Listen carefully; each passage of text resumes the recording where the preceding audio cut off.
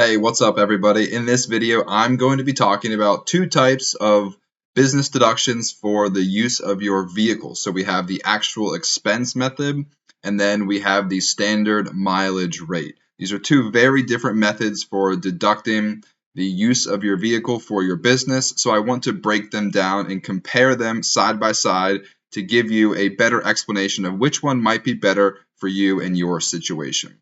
So first of all, I do want to highlight a couple things. If you use the actual expense method in the first year, you cannot switch to the standard mileage rate in your second year.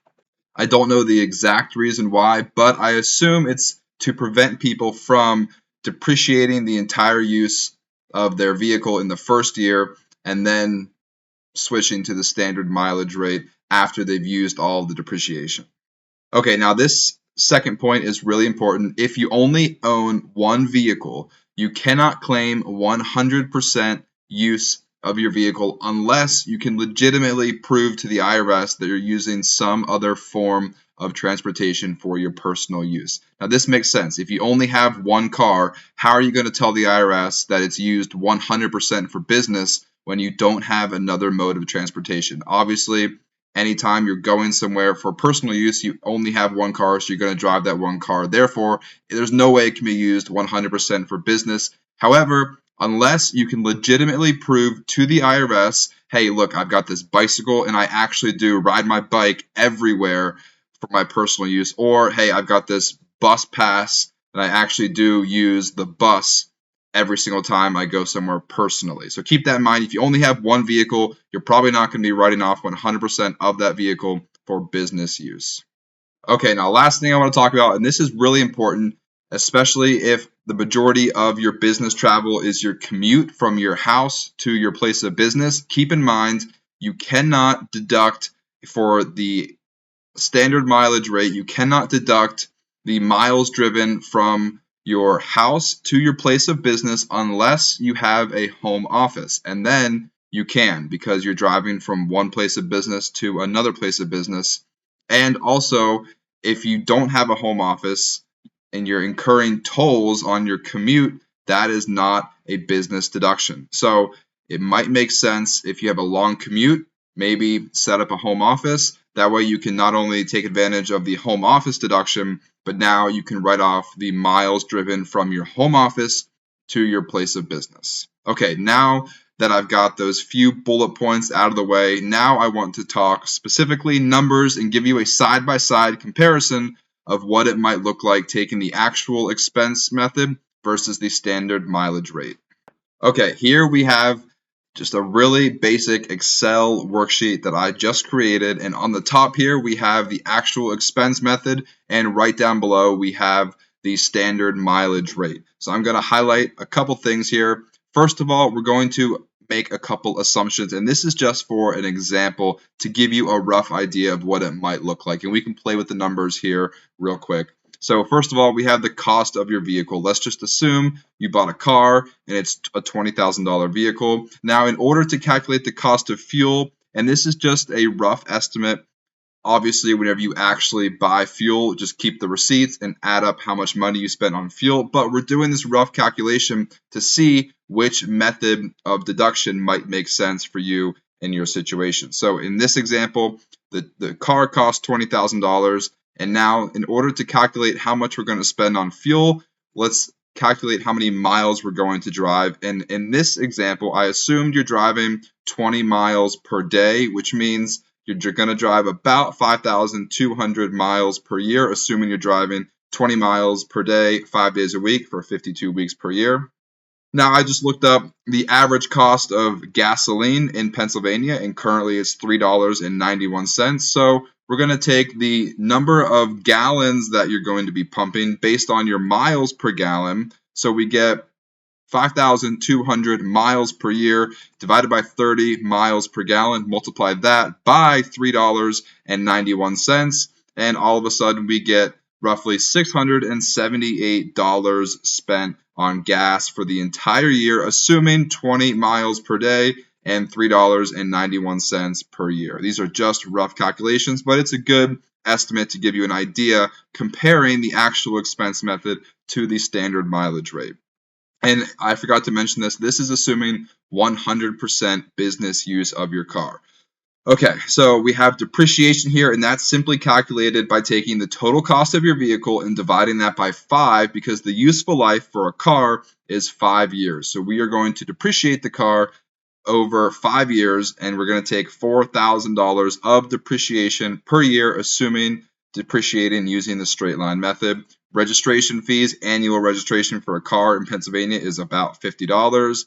Insurance, I'm assuming here $100 per month, might be more, might be less. This is just an example. And then repairs. Obviously, we have no idea how much you're going to spend in repairs, but for this example, I just assumed $1,500 per year. If it's a brand new car, you're going to spend less on maintenance, hopefully. If it's a 10-year-old car, you're probably going to spend a lot more on maintenance. For this example, we can budget $1,500 for repairs. So the total cost to run this car, 100% business use, 20 miles a day, is $7,428. Now we can see, using the standard mileage rate for 2023, which is 65.5 cents per mile at 5,200 miles, we only get a total deduction of $3,406. So in this example, it would be much more advantageous to use the actual expense method over the standard mileage rate. However, we can play with some numbers here, and as we drive more miles, it actually becomes better to use the standard mileage rate. So we can use, for example, let's say you're driving 40 miles per day, and now the numbers get a little bit closer. However, if you're driving 40 miles per day, you're probably going to be spending a little bit more in repairs, just more wear and tear on the car. So we have $9,000 for the actual expense method versus $6,800 for the standard mileage deduction. Let's take it a step further. Let's go 50 miles per day. And here we are almost at break even. Total cost for the actual expense method, $9,000 versus $8,000 for the standard mileage rate. However, still beneficial to be using the actual expense method over the standard mileage rate. The only caveat is that this obviously requires significantly more record keeping. It's much easier to simply take the standard mileage rate versus keeping track of all of your gas receipts and your repairs and maintenance receipts and your registration and everything, and running depreciation for your car. So you can get a little bit more of a deduction using the actual expense method in this example, but it's going to require a little bit more bookkeeping and record keeping for you. Now let's look at one more example. Let's assume over here 50% business use of your vehicle. So same cost. We'll do 40 miles because you're using this vehicle for 20 miles a day for personal, 20 miles a day for business. So in this example, miles per year is 10,400. The cost of gas is double. The registration is the same.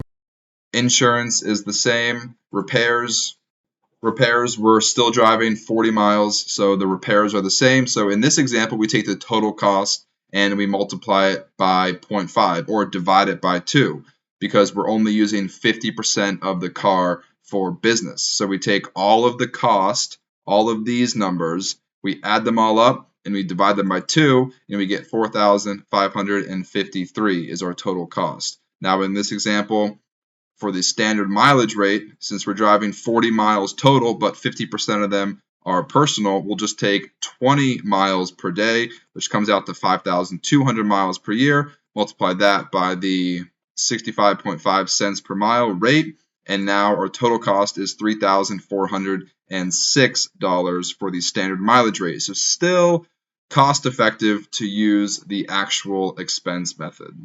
So this was just a really rough example. I know I threw a ton of numbers at you, but hopefully this sheds a little bit more light on the calculations that you would need to make to find out if you should take the actual expense method or the standard mileage rate. Just keep in mind, if you want to flip-flop back and forth between actual and standard mileage rate, you have to use the standard mileage rate in the first year that you deduct business use of your car. If you use the actual expense method in the first year, you need to stick with the actual expense method every year after your first year. So keep that in mind when deciding how you want to deduct business use of your car.